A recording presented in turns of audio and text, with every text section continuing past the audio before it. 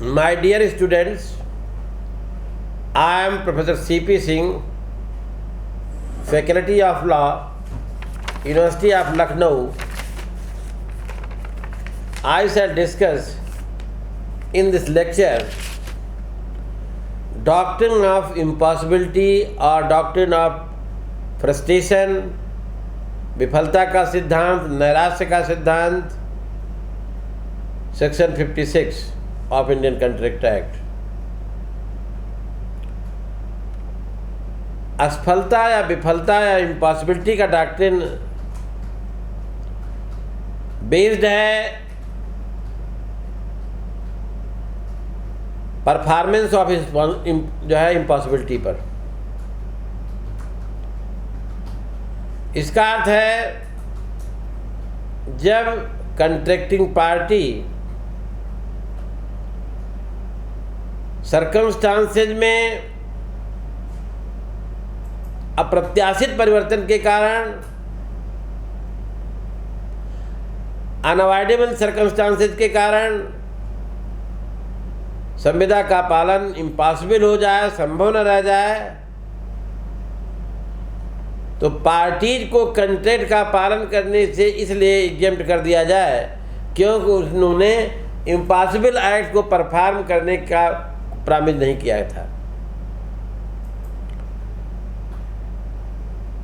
ये doctrine of impossibility का जन्म टेलर वर्सेस काल्डवेल के केस से हुआ। इसके पहले प्रत्येक पार्टी को अपनी लायबिलिटी हर हालत में पूरी करनी होती थी, भले ही संविदा का पालन करना असंभव हो जाता था। टेलर वर्सेस काल्डवेल 1863 के केस में प्लेंटिफ ने डिफेंडेंट का म्यूजिक हॉल 4 दिन के लिए किराए पर म्यूजिक कंसर्ट करने के लिए लिया था, परंतु म्यूजिक शुरू होने के पहले ही हॉल में आग लग गई और हॉल जलकर राख हो गया, डिस्ट्रॉय हो गया। कोर्ट ने डॉक्ट्रिन ऑफ इम्पॉसिबिलिटी लागू कर दिया और कहा कि पार्टीज अपनी लायबिलिटी से डिस्चार्ज हो गई हैं। Section 56 of Indian contract act में इस डॉक्ट्रिन ऑफ इम्पॉसिबिलिटी को, डॉक्ट्रिन ऑफ फ्रस्ट्रेशन को इनकॉर्पोरेट किया गया है। सेक्शन 56 का पैरा 1 इनिशियल इम्पॉसिबिलिटी की बात करता है। 56 के पैरा 1 के अनुसार जो है इम्पॉसिबल कार्य करने का करार जो है वाइड होता है, शून्य होता है। फॉर एग्जाम्पल BA से करार करता है कि वो बाय मैजिक जो ट्रेजर आपके यहाँ खजाना पता लगाएगा, बदले में उसको इतना पैसा देगा।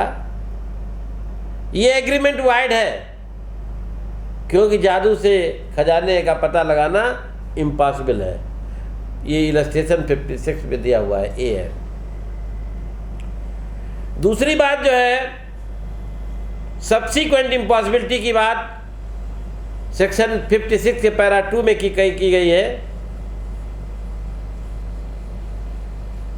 पैरा 2 ये कहता है, जो लैंग्वेज है पैरा 2 की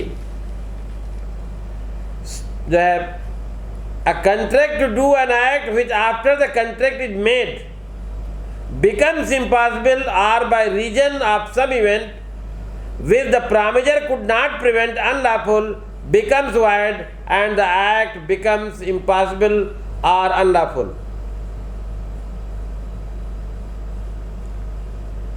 यानी नंबर 1, ऐसा कार्य करने की संविदा जो संविदा करने के समय संभव था, जिस समय कॉन्ट्रैक्ट किया गया था उस समय वो पॉसिबल था ऐसा काम करने जिसका किया गया करार। सेकंड, परंतु संविदा या करार किए जाने के बाद किसी ऐसी घटना जो प्रॉमिजर के कंट्रोल में नहीं थी, प्राइवेजर उसे रोक नहीं सकता था।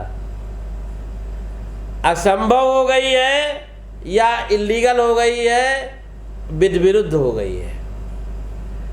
यानी पहला है, जिस समय कॉन्ट्रैक्ट किया गया उस समय वो कार्य, जो एग्रीमेंट किया गया है जिस कार्य को करने, उस समय संभव था, लेकिन बाद में ऐसी कुछ परिस्थितियां घटी जो प्राइवेजर के कंट्रोल में नहीं थी, और कंट्रोल न होने के कारण वो इम्पॉसिबल हो गया है, इलीगल हो गया है।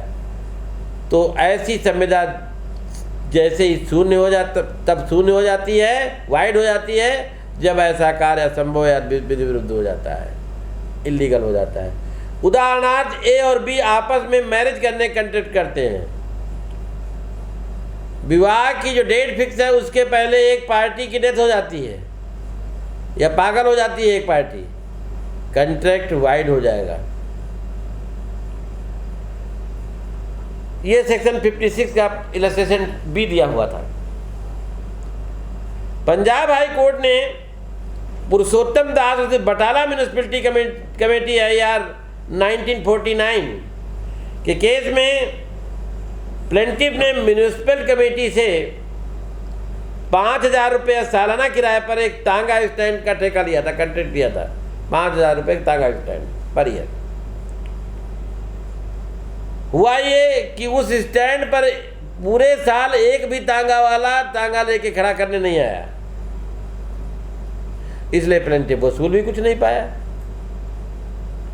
इसलिए जो है म्यूनिसिपैलिटी से 5,000 रुपये एडवांस लौटाने के लिए, एडवांस भी उसने जमा किया था, 5,000 रुपया अपना एडवांस वापस लेने के लिए कहा, रिक्वेस्ट की। वैसे लौटा रहे, मुकदमा किया तो उनको लौटाना पड़ा, क्योंकि कोर्ट ने इसमें डॉक्ट्रिन ऑफ फ्रस्ट्रेशन जो है लागू कर दिया, इम्पॉसिबिलिटी लागू कर दिया, क्योंकि तांगा चलाने वाले का स्टैंड पर तांगा न खड़ा करना किसी पार्टी के कंट्रोल में नहीं था। वो ज़बरदस्ती थोड़े लाता तांगे को, या भैया खड़ा करो हमारे स्टैंड पर, कंट्रोल में नहीं था, तो उसे एडवांस लाना वापस करना पड़ा जो उसने जमा किया था।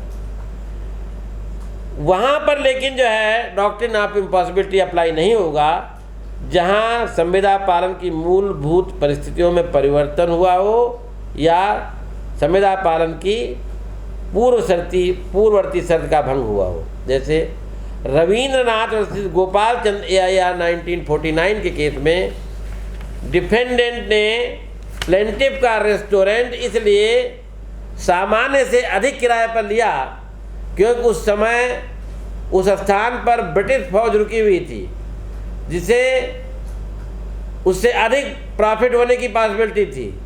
करार में एक कंडीशन दी थी कि जब तक शहर में ब्रिटिश फौज रहेगी तब तक अधिक किराए की शर्त लागू रहेगी। कुछ समय बाद सैनिकों ने रेस्टोरेंट जाने पर रोक लगा दी गई, परंतु सेना शहर में ही मौजूद थी। बताइए, फ्रस्ट्रेशन लागू होगा, इम्पॉसिबिलिटी का डॉक्ट्रिन अप्लाई होगा? नहीं लागू होगा। क्यों नहीं लागू होगा? क्योंकि सेना शहर में ही थी, सैनिकों ने आना बना कर रोक लगा दी गई थी, तो उसमें जो है पार्टी का कंट्रोल नहीं था। उसने सोचा था कि शहर में सेना है इसलिए जो है ज़्यादा लोग आएंगे और जो है खाना खाएंगे, ज़्यादा बिक्री होगी, लेकिन जो है पार्टी कंट्रोल नहीं था, सेना शहर में ही थी, कहीं गई नहीं थी। यही लिखा था जब तक सेना शहर में रहेगी तब तक अधिक किराए का लागू रहेगा। दूसरा एक केस है हरनंद राय फूलचंद वर्सेस प्रागदास 1950 के केस में। इसमें प्लेंटिफ ने डिफेंडेंट से कुछ धोतियां कपड़े वाली पहनने वाली एग्रीमेंट किया। करार में प्रावधान था कि डिफेंडेंट कुछ विशेष मिलों से जैसे ही धोतियां प्राप्त करेगा वह प्लेंटिफ को बेच देगा। मिलों में हड़ताल हो गई, ब्रीच ऑफ कॉन्ट्रैक्ट का मुकदमा लाएगा। बताइए, डॉक्ट्रिन ऑफ फ्रस्ट्रेशन लागू नहीं होगा क्योंकि शहर करार का ये प्रावधान था कि धोतियां कुछ समय मिलों से खरीद कर दी जाएंगी। ये स्पष्ट नहीं था कि मिलों से माल प्राप्त होना संविदा की पूर्व शर्त है। प्रिवी काउंसिल द्वारा डिसाइडेड एक केस और है गंगा शरण फर्म रामचरण AIR 1952। इस सूट में, इस केस में रिस्पोंडेंट और अपीलेंट में एग्रीमेंट हुआ कि अपीलेंट को जो रिस्पोंडेंट विक्टोरिया मिल्स कानपुर और रजा टेक्सटाइल मिल्स रामपुर की 144 कपड़े की 184 कपड़े की जो सूत की गांठें होती हैं देगा। करार में ही प्रावधान था कि प्रत्यर्थी विक्टोरिया मिल का ये माल अपीलन को वैसे से देता रहेगा जैसे जैसे उसके पास मिलता जाएगा। डिस्प्यूट कपड़े की 61 गांठों के लिए था जिन्हें नवंबर 1941 में दिया जाना था, परंतु नहीं दिया गया। कोर्ट ने लिखा डॉक्ट्रिन ऑफ फ्रस्ट्रेशन अप्लाई नहीं होगा क्योंकि माल विक्टोरिया मिल का होना चाहिए, माल की प्रकृति के बारे में बताता था और ये शर्त कि जिस मिल से जब माल मिलेगा दिया जाएगा परिधान के ढंग के बारे में था। अब जो है डॉक्ट्रिन ऑफ फ्रस्ट्रेशन के इफेक्ट क्या होंगे ये बताना है। देखो, कंट्रैक्ट वाइड हो जाएगा, शून्य हो जाएगा, इम्पॉसिबल हो जाएगा, है ना, सब्सिक्वेंट इम्पॉसिबिलिटी के आधार पर। लेकिन impossibility should have been caused by the circumstances which were beyond the control of the concerned parties, पक्षकारों के नियंत्रण में न हो। थर्ड है the impossibility should not be induced self induced, स्वयं जो इम्पॉसिबिलिटी जो है न हुई इंड्यूस की गई हो, स्वयं जो है जो पीड़ित पक्षकार है उसके द्वारा ही नहीं की गई हो। तो पहला हमने बताया कि संविदा वाइड हो जाएगी, पार्टीज अपने लायबिलिटी से डिस्चार्ज जाएंगे।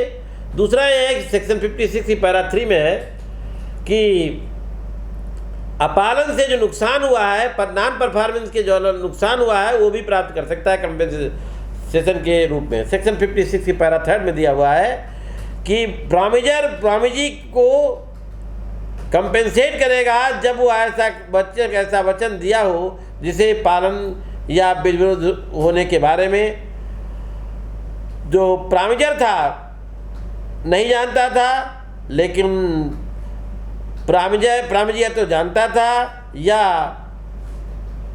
रीजनेबल जो है ड्यू डिलिजेंस से जान सकता था, तो वो जो है कंपेंसेट नहीं मिलेगा। कंपेंसेशन तभी मिलेगा जब उसे पता ना हो प्रामिजी को। फॉर एग्जाम्पल, ए जो ऑलरेडी मैरिड है, हिंदू है, बी से मैरिज करने का कंट्रैक्ट करता है जबकि वो नहीं जानती है कि जो है उस मैरिड है कि अनमैरिड है। वो यहाँ पर चूँकि ए हिंदू है, पोलोगमी बहुविवाह प्रतिबंधित है, तो ऐसी स्थिति में ए वचन के अपालन से हुई हानि के लिए बी को कंपेंसेट करेगा। नेक्स्ट है